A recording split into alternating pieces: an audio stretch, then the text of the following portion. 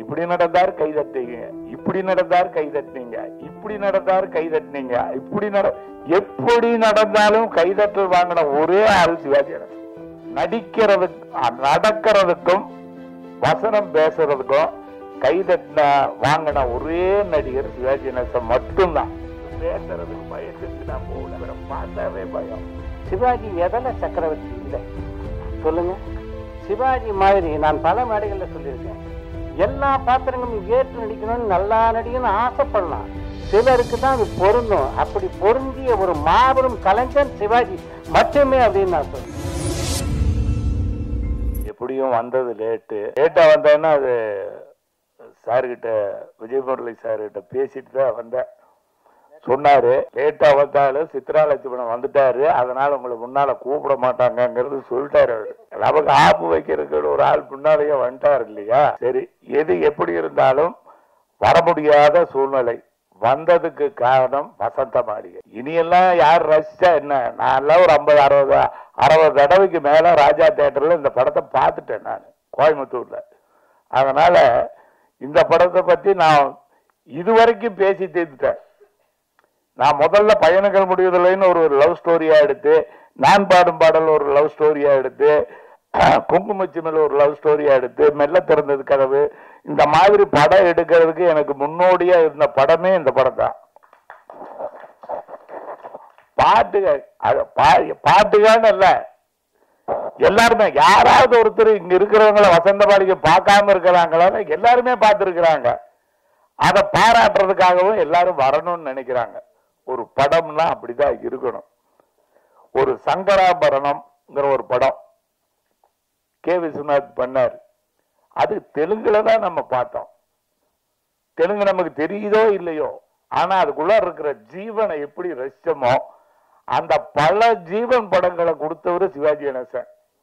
அது black and ஒயிட்டா, அது நாங்கெல்லாம் எப்படி இருந்தவங்க. சிவாஜி கணேசன் அப்படி இல்ல. முதல் படம் என்ன பராசக்தி, 25வது படம் என்ன கல்வனின் காதலி, 50வது படம் என்ன சாரங்கதாரா, 75வது படம் என்ன பார்த்தால் பசிகிறன், 100வது படம் என்ன நவராத்திரி.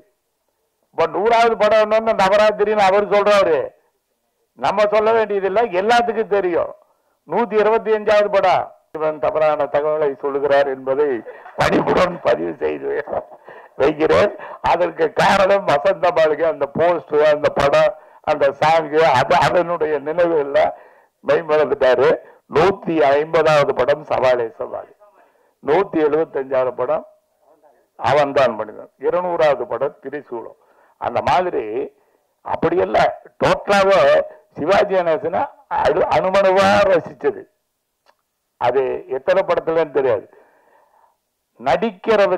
நடக்கிறதுக்கும் வசனம் பேசுறதுக்கும் கைதட்டின வாங்கின ஒரே நடிகர் சிவாஜி கணேசன் மட்டும்தான். இப்படி நடந்தார் கை தட்டிங்க, இப்படி நடந்தார் கை தட்டினீங்க, இப்படி நடந்தார் கை தட்டினீங்க, எப்படி நடந்தாலும் கைதட்டல் வாங்கின ஒரே ஆள் சிவாஜி கணேசன். வசனம் பேசி கைதட்டல் வாங்கின ஒரே ஆள். அப்படியெல்லாம் யாருமே பார்க்க முடியாது. ஒரு அதிசயம் தான் அது. தமிழ்ல இருந்து வேற எங்கேயுமே எந்த மொழியிலுமே போயிருந்தா, அப்படி போயிருந்தா அவங்க பிறந்திருந்தாங்க. இங்க பிறந்து தமிழ் மொழி இருக்கிற மாதிரி சிவாஜி கணேசன் அவரு நம்ம சினிமா இருக்கிற வரைக்கும் இருக்கிறவர் அவரு. அதனால அவர் இங்க பிறந்ததுதான் நமக்கு பெருமை. அந்த விழாவில் வந்து அவரு ராஜபாட்டு ரங்கத்துறைன்னு படம் எடுத்தார். அதெல்லாம் ஒரு என்ன சொல்றதுன்னு தெரியாது. நானும் எல்லா நடிகர்கிட்ட ரஜினி சார் முதல் கொண்டு எல்லாத்தையும் வச்சு படம் வாங்கிட்டேன்.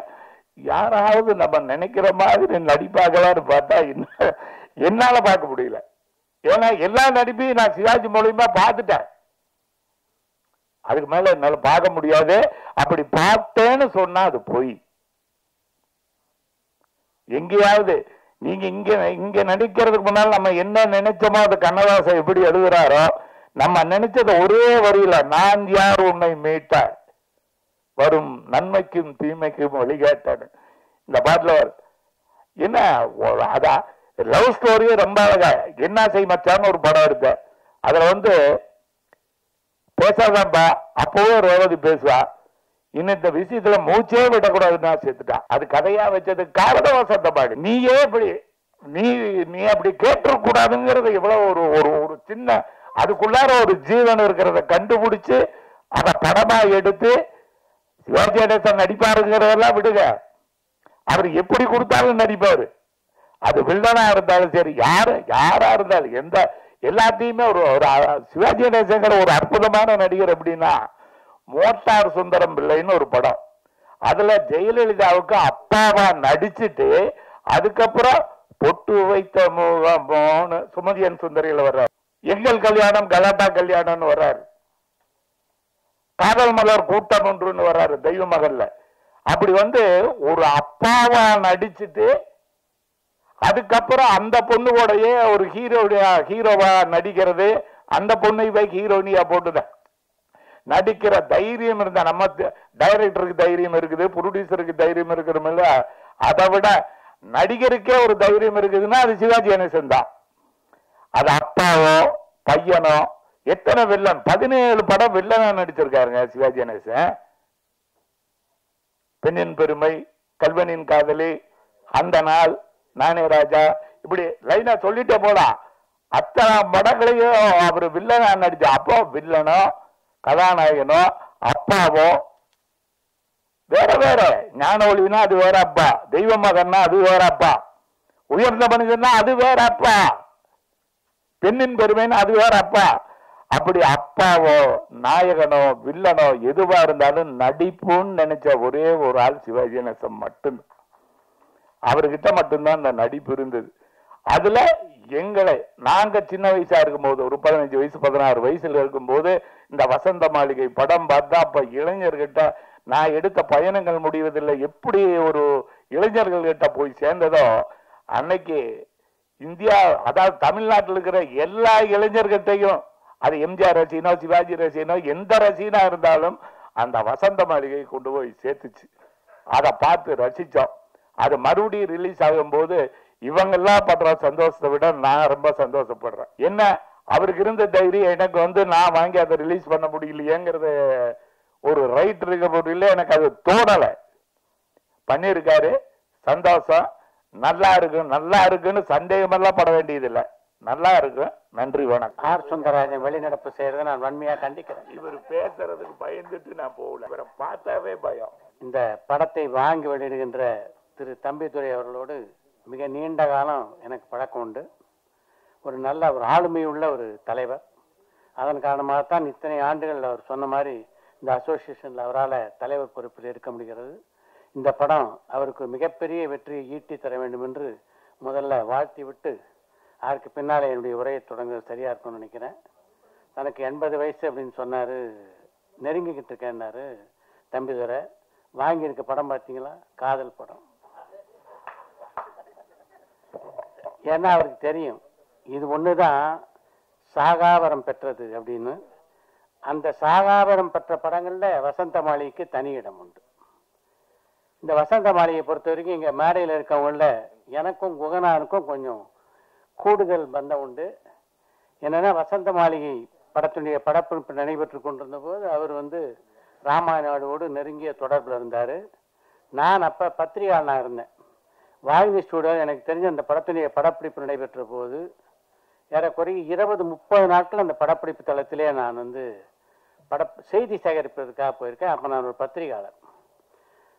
அந்த படத்தை பற்றி இனிமே யாரும் எந்த லைனும் பேச முடியாது நினைக்கிறேன். ஒரு தீசிஸ் எழுதுகிற அளவுக்கு குகநாதன் பொழந்து கட்டிட்டார் அந்த படத்தை பற்றி மொத்தமாக.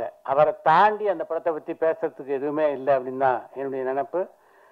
குகநாதன் என்னுடைய இனிய நண்பர்னாலும் அவருடைய ஒரு பேச்சை நான் மறுக்க கடமைப்பட்டிருக்கேன். வாணிஸ்ரீ அவ்வளோ அழகில்லைன்னாரு.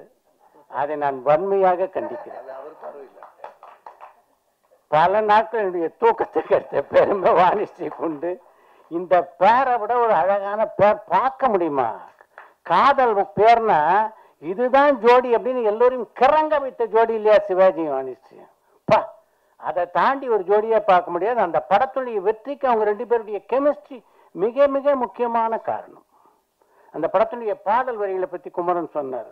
அதில் நான் சக்கரவர்த்தியடா அப்படின்னு சிவாஜி பாடுவார். என்ன அழகான வரிகளை சிவாஜிக்கு எழுதியிருக்காரு கண்ணதாசன்.